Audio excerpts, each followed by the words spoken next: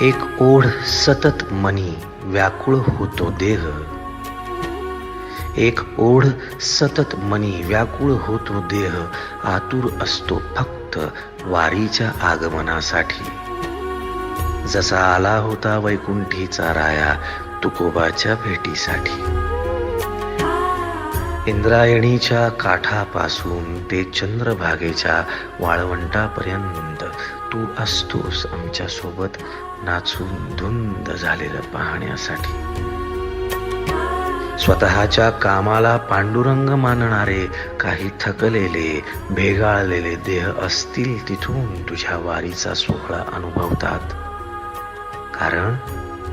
कारण तुझे काही मधुकरी ते काम आमच्यासाठी करतात, तुझे दूत म्हणून.